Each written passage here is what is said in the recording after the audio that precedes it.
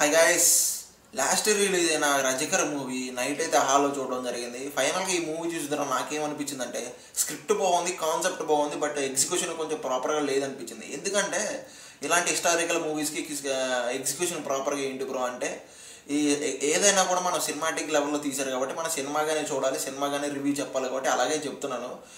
తప్పుగా అనుకోవద్దు. నాకైతే స్టార్టింగ్ హాఫ్ అన్ అవర్ చాలా బాగా అనిపించింది ఫ్రెండ్స్. అంటే ఎగ్జిక్యూషన్ ఏంటి, అసలు ఎవరి కోసం జరుగుతుంది, ఎందుకోసం జరుగుతుంది ఏంటంటే మనకి క్లారిటీ వచ్చేస్తుంది. హాఫ్ అన్ అవర్లో ఎవరెవరు ఏం చేస్తున్నారు ఏంటి అని మనకు క్లారిటీ వచ్చేస్తున్నాయి. ఆ తర్వాత జరిగే స్క్రిప్ట్ మొత్తం కూడా చాలా స్లోగా నడుస్తున్న ఫీలింగ్ అయితే ఉంటుంది. ఎందుకంటే స్క్రిప్ట్ తెలిసిపోయినంత ఫీలింగ్ వల్ల, లేకపోతే ఇలా ఎగ్జిక్యూషన్ కొంచెం స్లోగా ఉన్న ఫీలింగ్ వల్ల కానీ నాకైతే చాలా స్లోగా అనిపించింది. ప్రీ క్లైమాక్స్ అనే ఉంది, క్లైమాక్స్ కూడా ఎక్స్పెక్టెడ్గానే వెళ్ళిపోతూ ఉంటుంది. మొత్తం కూడా కొంచెం యాక్షన్ లెవెల్ కొంచెం పర్లేదు బాగా అనిపిస్తుంది తప్ప మిగతా స్క్రిప్ట్ అంతా చాలా స్లోగానే వెళ్తున్న ఫీలింగ్ ఉంటుంది.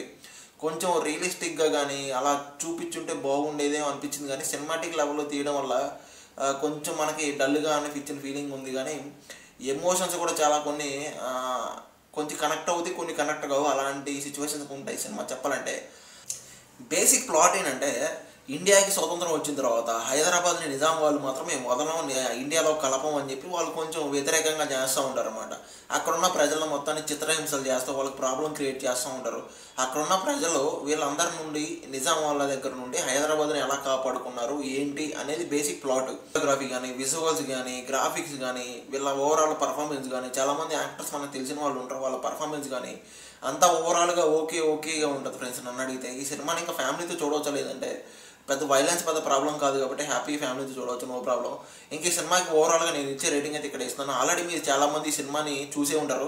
ఈ సినిమా మీకు ఎలా అనిపించింది నాకు కామెంట్లో చెప్పండి. మీరు ఈ సినిమాకి రేటింగ్ ఎంత ఇస్తారో కామెంట్ చేయండి. ఈ సినిమాకి నేను ఇచ్చే రేటింగ్ ఇక్కడ ఇస్తాను, చూసేయండి. అలాగే నా రివ్యూ నచ్చితే ఒక లైక్, ఒక సబ్స్క్రైబ్ కొట్టేసాను ఫ్రెండ్స్. Thank you.